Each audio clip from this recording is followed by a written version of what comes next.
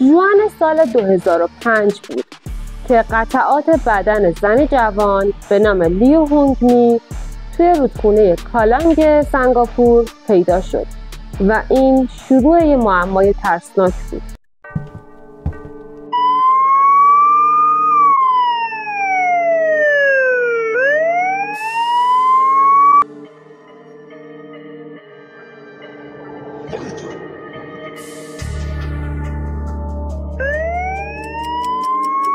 سلام به دارک رومیای عزیزم. امروز براتون یه پرونده آسیایی آوردم. میبینید که امروز با یه گریم خیلی متفاوت تر از قبل اومدم. دوست داشتم که تم گریم امروزم متناسب با کانالمون باشه و یه کوچولو ترسناک باشه. میدونم که حالا خیلی خوب و حرفه‌ای عمل نکردم، ولی خب شما به بزرگی خودتون ببخشید. دیگه با وسایل و امکانات کمی که توی خونه داشتم و تایم خیلی محدودی که داشتم تونستم این گریم کیوت گوگلی ترسناک رو بر خودم درست کنم. همینطور که ببینید اینا اشکای مثلا منه. خودم فکر میکنم یه حالت جوکر شدم. حالا اگه دوستش داشتید تو کامنت ها برام بنویسید، اگرم که دوست نداشتید بگید که ساده گیریم کنم. خودم که خیلی ذوق کردم براش، دوست دارم نظراتون رو بدونم.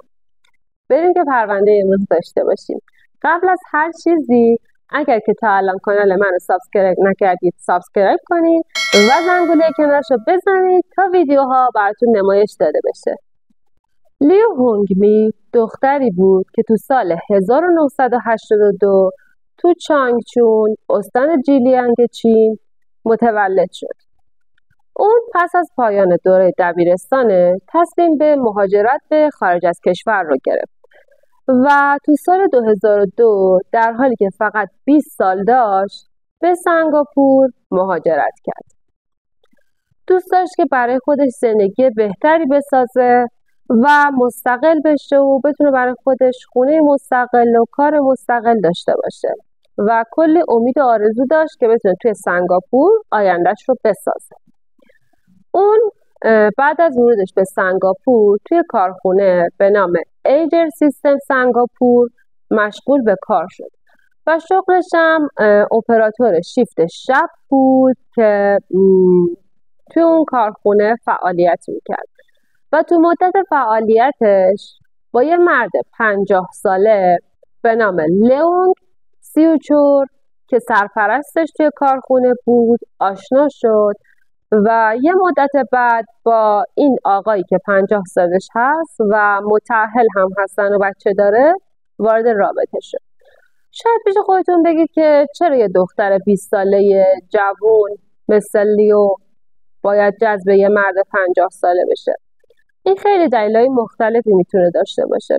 من نظر خودم به شخصه اینه که شاید حالا چون لیو توی سنگاپور غریب بود و احتیاج داشت که یه نفر حمایتش کنه و حالا با یه نفر باشه که مال اون کشور باشه و بتونه کمکش کنه.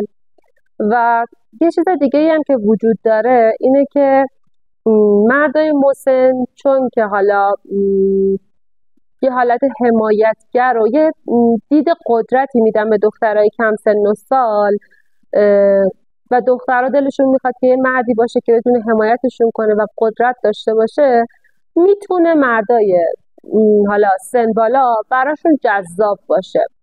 و از نظر روانشناسی هم این بررسی شده.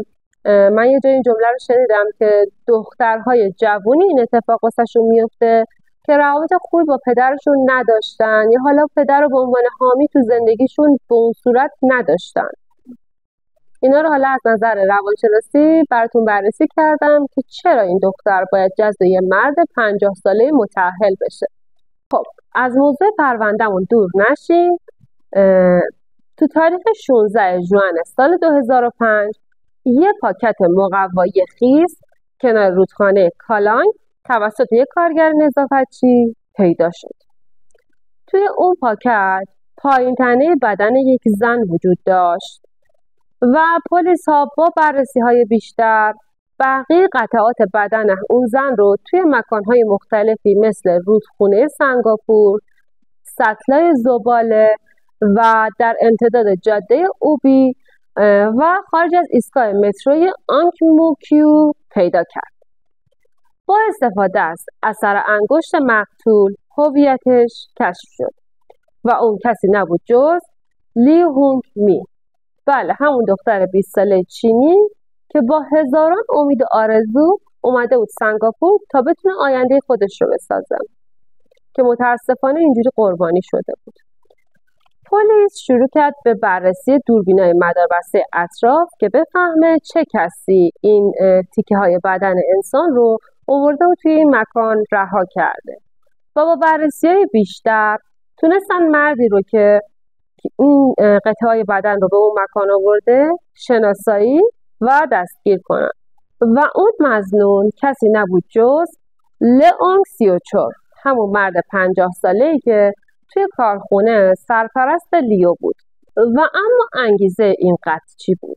خب ما میدونیم که لیو یه دختر 20 ساله خیلی کم تجربه بود که توی سنگاپور غریب بود و گول یه مرد گنده چی بگم واقعا یه مرد گنده 50 ساله که حالا سنگاپوری بود و حالا تحت عنوان حمایت و اینجور چیزا اومده بود این دختر رو فریب داده بود، گول اونو خورده بود و خیلی بهش اعتماد کرده بود. اما یه مدت بعد که میگذره لیو متوجه میشه که این آقا داره از حسابش دزدی میکنه و بارها از حساب این دختر پول میدزده. یه بارم کارت آبربانک لیو رو میدزده و میره و از ATM برای خودش پول میگیره. یعنی خجالت هم نمیکشه، عوض اینکه حالا اون یه دختر غریب بچه است این بخواد اونو حمایت کنه، نه تنها حمایتش نمیکنه بلکه پولای این دخترم میدزده. لیو که متوجه میشه خیلی عصبانی میشه، زنگ میزنه به لئونگ و تهدیدش میکنه و بهش میگه همه پولا رو باید پس بدی وگرنه میرم و به پلیس گزارش میدم و ازت شکایت میکنم. لئونگ که از این تهدید لیو حسابی ترسیده بود با لیو تماس میگیره و بهش میگه که بیا خونه من که با هم صحبت کنیم، هم پولتو تحویلت بدم، که متاسفانه لیو قبول میکنه و اون روز به خونه لئونگ میره. شاید پیش خودتون بگید که مگه لئونگ متأهل نبود، پس زن و بچه‌ش چی؟ زن و بچه لئونگ اون روز رفته بودن سفر و تو خونه نبودن و لیوی بیچاره که از همه جا بیخبر اون روز میره خونه لئونگ و لئونگ با یه حوله اون دختر بیچاره رو خفه میکنه و جسدش رو به همون منتقل میکنه و توی همون جسدش رو تکه تکه میکنه. و متاسفانه ما اینجا میبینیم که دختر جوون که کلی امید و آرزو داشت قربانی اعتمادش به یه مرد غریبه میشه و متاسفانه اینجوری از بین میره.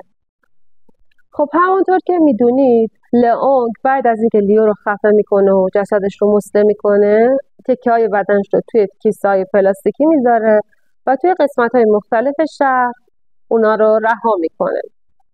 بعد از اینکه لئونگ دستگیر میشه اولش خیلی میترسه و گردن نمیگیره و میگه که ادعا میکنه که لیو خودش میخواسته خودکشی کنه و چون از این کار میترسیده از لئونگ خواسته که اونو بکشه و بهش کمک کنه، اما هرگز نمیتونه این ادعاشو ثابت کنه و قاضی هم حالا و پلیس هم که بچه نیستن میدونن که حالا این فرد لیو رو کشته و این ادعاها کذبه. و یه مدت که میگذره لئونگ اعتراف میکنه و میگه که من اونو کشتم چون از ترس از آبروم میترسیدم که بره رابطه‌ای که با هم مخفیانه شروع کردیم و پیش همه فاش کنه، میترسیدم که آبرومو ببره، میترسیدم که ازم شکایت کنه. خب بگو مرد گنده، چرا باید تو با دختر 20 ساله این کارو کنی؟ پدوفیلی، مریضی، مشکل داری؟ چرا باید تو این کارو بکنی که بعدش بخوای بترسی از آبرو و بعد بخوای بلای بدتری سر این دختر بیاری؟ دختری که با هزار امید و آرزو به کشور تو اومده بود. این داستان خیلی برای من ناراحت کننده بود و خیلی دلم واسه لیو سوخت. شاید حالا یه سری فکر کنن که میخواست که با مرد متأهل وارد رابطه نشه میخواست این اشتباه ها رو نکنه، چرا باید مثلا با یه مرد همسن پدرش دوست میشد. منم به نظرم کارش اشتباه بوده، ولی هیچ کدوم از اینا نمیتونه دلیل به این باشه که یه آدم مستحق کشته شدن به این طرز فجیع باشه. و به نظر من لیو یه جورایی چوب اعتماد بیش از حدش و بی تجربگیشو خورد و براش خیلی ناراحتم. و اما حکم نهایی لئونگ تو 6 اکتبر سال 2006 توی دادگاه تجدید نظر حکم اعدامش رو گرفت و در نهایت تو نوامبر سال 2007 لئونگ 34 در زندان چانگی سنگاپور به دار آویخته شد و اینجوری به مجازات کاری که کرده بود رسید. امیدوارم که پرونده امروز رو دوست داشته باشید عزیزای دلم. یه کوچولو میدونم پرونده کوتاهی بود، ولی این چند وقت خیلی درگیر بودم، به جاش با این گریم خوشگلم خواستم جبران کنم. الان که میبینم شبیه این جوکر قشنگم شدم. نظراتتون رو واسم توی کامنت ها حتما بنویسید. اگر کانال منو سابسکرایب نکردید ممنون میشم که سابسکرایب کنید و با لایک و کامنت هاتون از من حمایت کنید. کلی دوستتون دارم، میبوسمتون. خدا نگهدار، مراقب خودتون باشید.